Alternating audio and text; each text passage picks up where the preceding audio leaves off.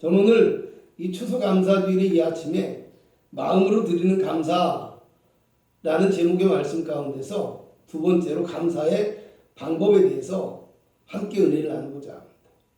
추수를 감사하며 하나님 앞에 예배하는 것은 구약의 시대에서부터 계속해서 전해져 오는 것들로 하나님을 섬기는 사람이라면 너무나 당연하게 드려야 되는, 또 하나님의 백성의 도리면서도 반드시 지켜야 할 의무이기도 하다는 것을 아시기 바랍니다. 현대의 감사절의 유래는요, 여러분도 잘 아시다시피 영국의 청교도들이 신앙의 자유를 찾아서 메이플라워를 타고 아메리카 대륙으로 건너가서 수많은 고난과 역경을 거치며 1년 만에 자신들이 거뒀던 수확물들을 가지고 감사의 예배를 드린 것을 기원으로 삼고 있기도 합니다. 우리나라의 대부분의 교회들이 11월의 셋째 주를 추수감사주일로 정하고 예배를 드리고 있는데요. 오늘 이 자리에서 예배하는 저와 여러분도 이 한 해가 비록 코로나로 위협과 어려운 상황 속에 처해 있었고, 또 경제적으로도 굉장히 힘들고 고난과 역경 속에서 살아갔을지라도요, 고통 속에서도 감사의 삶을 잊지 않았던 이 청교도들의 신앙과 같이 참된 감사로서 하나님 앞에 영광을 돌리는 추수감사주일에 이 아침이 되실 수 있기를 주님의 이름으로 간곡히 부탁을 드리겠습니다. 저는 작년에 추수감사절의 예배 시간에 동일한 말씀과 제목을 가지고 감사 생활이 멀어지는 원인과 어떤 마음으로 감사해야 할지에 대해서 말씀을 나눴습니다. 어느 신학자의 주장을 근거로 오늘날 감사 생활이 멀어지는 원인 3가지를 말씀드렸는데요. 그 첫째가 삶의 방법이 날마다 쉬워지기 때문이라고 했습니다. 과학기술의 발달로 모여 사는 것이 편해지다 보니까 오히려 감사를 잊어버리게 된다라는 것입니다. 참 아이러니한 일이죠. 둘째는 모든 것이 갈수록 풍족해지기 때문이라고 했습니다. 끼니를 걱정해야 할 때에는 따뜻한 밥 한 끼에도 늘 감사했지만 배부른 지금은 오히려 원망과 불평이 더 많아지는 상황에 치닫고 있다는 겁니다. 셋째는요, 극단의 개인주의로 인해서 감성이 말라버렸기 때문이라고 합니다. 모든 것이 자기 중심이고 나만 풍족하면 된다는 생각에 빠져서 감사하기보다는 사람들이 자기 욕심을 채우기 위해 급급한 모습을 보이고 있기 때문입니다. 여러분, 감사는 하나님의 축복의 열쇠이며 성도의 삶의 기본이 되는 것인데, 모든 것이 풍족한 시대가 되다 보니까 감사의 이유를 느끼지 못하더라는 말입니다. 또 성도가 어떤 마음을 가지고 감사해야 될지에 대해서 말씀을 드렸었는데요. 첫째는 감사는 범사해야 된다라고 말씀을 드렸습니다. 바울과 신라가 옥중에서도 감사하며 찬송할 때 옥문이 열리고 간수가 믿음을 갖게 되는 기적을 경험했듯이 언제나 모든 일에 감사하는 성도를 하나님이 기뻐하시고 축복하신다는 사실을 우리는 기억해야 됩니다. 둘째는 감사는 받는 사람이 기뻐할 수 있도록 해야 한다고 했습니다. 진정한 감사는 내 유익과 내 즐거움을 표현하는 것이 아닙니다. 받는 사람이 기뻐할 수 있도록 상대에게 감사의 마음을 알고 상대방의 마음을 또 이해하고 배려할 줄 아는 이런 마음, 이게 참된 감사가 된다는 겁니다. 셋째는 감사는 즉시 해야 한다는 겁니다. 톨스토이는 여행 중에 병든 아이를 만났는데 이 아이가 갖고 싶어 하던 자신의 가방을 며칠 후에 가져다 주러 갔다가 그 아이가 이미 죽어버렸다는 소식을 듣게 됩니다. 그리고 그는 사람들에게 말하기를 사랑은 연기하지 말아라 는 말을 했다고 합니다. 때로는 뒤로 미룸으로 인해서 그 효과가 무뎌지거나 감동이 사라지고 감사의 마음마저 잊혀져 버릴 수도 있으며 감사의 기회를 아예 놓쳐버릴 수도 있다는 것을 우리는 알아야 한다는 겁니다. 오늘 이 감사의 날에 우리는 어떤 마음을 가지고 감사하고 있는지 한 번쯤 뒤돌아보고 생각해 보았으면 합니다. 오늘은 우리가 그렇다면 하나님께 어떻게 감사해야 하는지, 감사의 방법에 대해서 본문의 말씀을 근거로 살펴보고자 합니다. 첫째로 오늘 히스기야 왕은 백성들을 향하여 하나님의 전을 향하여 마땅히 나오라 이렇게 말씀하고 있습니다. 31절로 같이 읽어봅니다. 시작. 이에 히스기야가 말하여 이르되 너희가 이제 스스로 몸을 깨끗하게 하여 여호와께 드렸으니 마땅히 나와 제물과 감사 제물을 여호와의 전으로 가져오라 하니 회중이 제물과 감사 제물을 가져오되 무릇 마음에 원하는 자는 또한 번제물도 가져오니. 아멘. 여러분 삶을 살아가다 보면 어떤 일을 행하는 데 있어서 때로는 특별한 이유나 논리적이고 합당한 이유나 조건이 꼭 필요하지 않은 경우도 있습니다. 예를 들면 부모가 자식을 위해 수고하고 헌신하는 것이나 또 자녀가 그 부모에게 섬김과 감사를 드리는 것, 이것은 꼭 이유가 필요한 것만이 아니라는 겁니다. 믿음 안에서의 교제도 마찬가지가 아닐까 생각합니다. 제가 이번 다니엘 기도회 기간에 군고구마를 구워서 기도회에 참석한 성도들과 두어 번 나눠 먹은 적이 있습니다. 군고구마를 함께 나누고 싶은 마음이 있어서 바쁜 중에도 시간을 내서 군고구마 난로를 다시 만들고요. 또 군고구마를 굽다 보니까 시간에 쫓겨서 분주한 상황들이 연출되기도 했습니다. 사실 누가 저에게 군고구마 달라고 한 적도 없고요. 군고구마 안 줘도 서운해하는 사람 없습니다. 뭐 그게 지장도 없겠죠. 그럼 왜 그랬을까요? 그냥 성도들이 좋고 성도들이 귀하고 그냥 주고 싶은 것뿐입니다. 이유가 필요하지 않다는 겁니다. 맛있게 먹으니까 그것이 좋을 뿐이에요. 왜요? 하나님께서 제게 맡겨주신 약물이기 때문에. 그냥 줄 수 있어서 감사하고 맛있게 먹으니까 기분이 좋고 감사할 뿐입니다. 여러분 우리의 감사도 마찬가지가 되어야 된다고 생각합니다. 꼭 감사를 할 만한 이유가 있고 감사의 조건이 충족이 되어야만 감사하는 것이 아니라는 말입니다. 때로는 우리가 고난 중에 있으면서도 감사하고 어려운 가운데서도 감사할 수 있는 것이 진정하고도 참된 감사가 아닐까 이렇게 생각합니다. 오늘 히스기야는 너희가 이제 스스로 몸을 깨끗하게 하여 여호와께 드렸으니 마땅히 나와라고 얘기합니다. 여기서 몸을 깨끗하게 하였다라는 말은 가득 채우다, 완성하다의 뜻을 가진 단어로 어떤 제사나 봉헌의 의미를 사용하였습니다. 본문 앞에 나와 있는 히스기야 왕의 개혁과 성전 정화의 의식, 그리고 이스라엘 민족들의 성결의 의식을 통해서 하나님 앞에 드려진 하나님과의 관계가 온전히 회복되어진 것을 의미합니다. 또 여호와께 드렸다라는 말은요, 하나님과의 관계가 회복된 하나님의 백성이요, 무엇보다도 우리가 하나님의 소유가 되었다라는 의미입니다. 또 마땅히 나와라는 말은 가까이 오다, 바치다라는 의미의 단어입니다. 이제 하나님의 소유가 되었기 때문에 하나님을 늘 가까이 하고 하나님께 드려지며 구원의 하나님께 늘 감사하는 것이 마땅한 일이라는 얘기입니다. 여러분 데살로니가전서 5장 16절에서 18절에는요. 항상 기뻐하라, 쉬지 말고 기도하라, 범사에 감사하라, 이는 그리스도 예수 안에서 너희를 향하신 하나님의 뜻이라고 말씀합니다. 여기서 범사는 무엇을 의미합니까?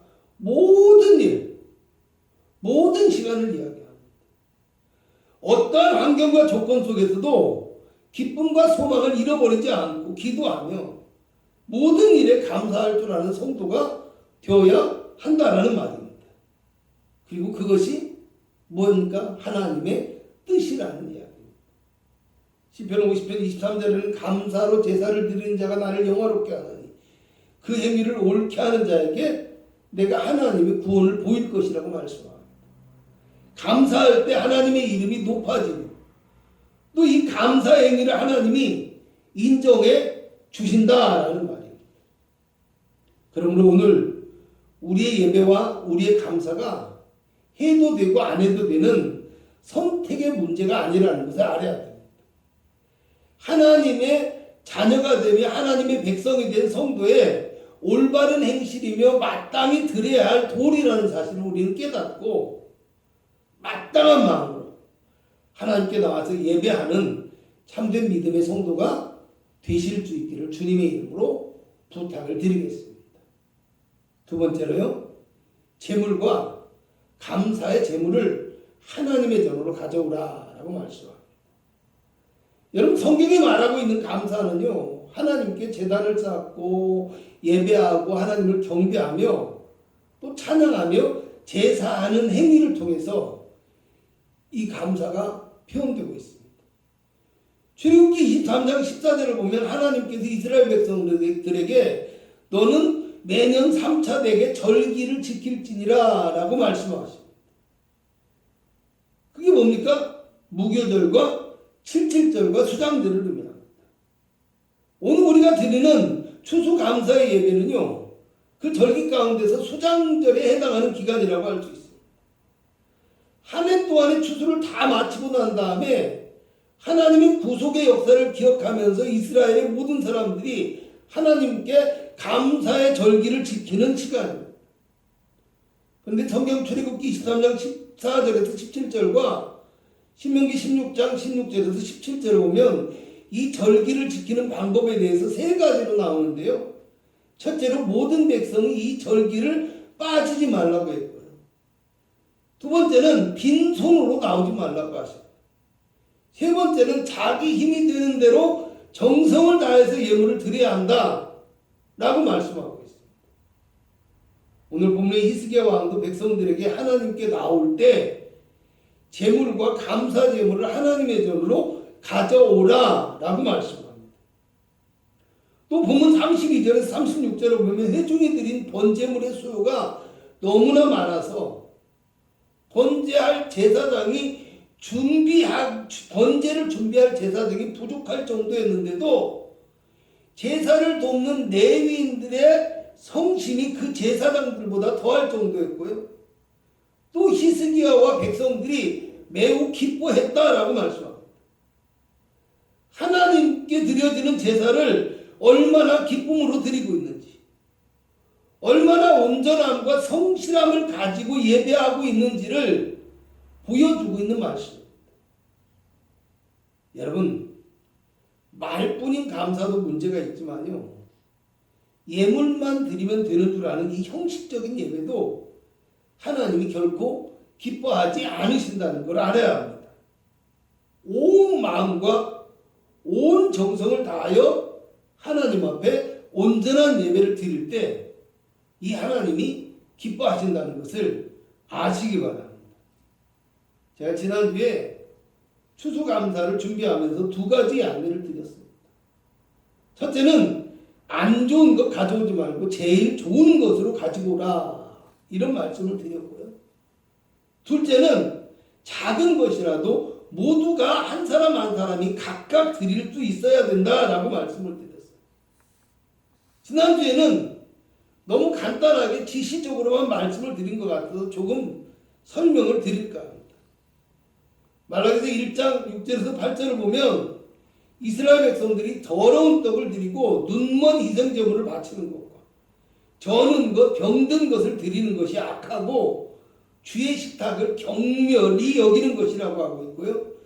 하나님을 공경함이 없고 주의 이름을 멸시하는 행위다 라고 말씀하고 있습니다. 근데 여기서 우리가 이렇게 얘기할 때요, 이것이 마치 이스라엘 백성들이 아예 못 먹을 거, 드리지 못할 걸 드렸다 라고 그렇게 판단하면 안 돼요. 좋은 것을 뒤로 빠뜨리고 덜한 것을 하나님 앞에 드리는 부정한 방법, 온전치 못한 마음을 가지고 있었기 때문에 하나님이 이와 같은 것들을 지적하고 있는 겁니다. 그리고 1장 8절에 가서 그것을 너희 총독에게 드려보라. 그가 너를 기뻐하겠으며 너를 받아주겠느냐라고 말씀합니다. 하나님의 돌보심과 은혜를 구하면서요, 하나님께 드려지는 예물이 아깝게 느껴진다면 그것은 진정한 신앙이 아닐 수 있다는 것을 우리가 알아야 됩니다. 거룩한 교회가 하나가 되어서 감사해야 될 이 절기에 어떤 특정한 사람이나 일부의 사람이 대신 드리는 감사가요, 모두의 감사가 될 수 없다는 것도 우리가 알아야 돼. 여러분, 조금 우리가 부족할지라도 자신의 힘이 되는 대로 정성을 들이는 감사가 있어야 그게 진정한 감사입니다. 그러므로 오늘 우리는요, 우리 마음과 정성을 함께 모으는 진정한 감사를 회복할 수 있기를 주님의 이름으로 부탁을 드리겠습니다. 세 번째로, 무릇 마음에 원하는 자는 또한 번제물도 가져왔다라고 이야기합니다. 마음으로부터 드리는 자발적인 예배와 제사가 진정한 예배요 감사가 되어질 수 있다는 것을 알아야 됩니다. 여러분, 번제라는 것은요, 모든 제물을 온전히 태워서 드리는 제사이며 이스라엘의 제사 의식 중에서 가장 먼저 드려야 되는 것이고 가장 중요하고 큰 제사라고 할 수 있습니다. 다른 제사들은 짐승을 잡아서 특정한 부분을 드리고 나머지는 제사장들이 취하기도 하고 또 일부는 제사를 드리는 사람들이 함께 제단에서 먹었습니다. 그런데 이 번제는 제물의 모든 것을 온전하게 태워서 드리는 제사이기 때문에 이 온전한 헌신을 통해서만 우리가 하나님과의 관계가 온전히 회복된다는 것을 알아야 되고요. 또 이 온전한 헌신의 상징인 예수 그리스도의 십자가를 통해서만 우리가 구원에 이를 수 있다는 것도 기억할 수 있어야 됩니다. 오늘 회중 가운데서 번제물을 가져온 사람들이 많았다, 있었다라는 말을 했는데요. 이어서 하는 말씀에는 번제물의 수요가 매우 많았다라고 이야기합니다. 회중의 감사와 감격의 마음이 넘쳐서 하나님을 향한 헌신과 충성을 다짐하는 온전한 감사와 신앙의 온전한 고백이 오늘 이스라엘 백성들에게 나타나고 있다는 겁니다. 그냥 감사의 예물만 드리는 것이 아니라 그 감사가 넘쳐서 온전히 하나님 앞에 충성하고 헌신하겠습니다라는 신앙의 고백까지 더하여지고 있는 진정한 풍성한 감사의 제사를 드리고 있었다는 것. 고린도후서 9장 5절에서 11절을 함께 보았으면 합니다. 5절을 보면 연보를 미리 준비케 하도록 권면하고 있고요. 이렇게 준비하여야만 참 연보답고 억지가 아니다 라고 얘기합니다. 6절을 보면 적게 심는 자는 적게 거두고 많이 심는 자는 많이 거둔다라고 합니다. 7절을 보면요, 각각 그 마음에 정한 대로 알 것이요 인색함으로나 억지로 하지 말지니 하나님은 즐겨내는 자를 사랑하신다라고 말씀해요. 10절을 보면요, 심는 자에게 씨와 먹을 양식을 주시는 이가 너희 심을 것을 주사 풍성하게 하시고 너희 의의 열매를 더하게 하신다라고 말씀합니다. 마음으로부터 감사할 때 하나님께서 더욱 풍성한 열매를 더하여 주시겠다라는 말입니다. 앞에서 마땅히 나와라는 말은 가까이 오다 바친다는 뜻이라고 말씀을 드렸습니다. 진정한 감사는 제물과 제사보다 자신을 온전히 드리는 믿음의 마음과 자세가 앞설 수 있어야 된다는 말입니다. 또 여호와께 드렸으니라는 말은 하나님의 소유가 되었다는 뜻이라 말씀을 드렸습니다. 내 모든 것이 내 것이 아니라 하나님의 것이라는 말입니다. 로마서 12장 1절에는 너희 몸을 하나님이 기뻐하시는 거룩한 산 제물로 드리라고 말씀합니다. 이것이 진정한 예배요 참 예배라는 것입니다. 그저 예물만 드리면 다 감사가 되어지는 것이 아니라는 뜻입니다.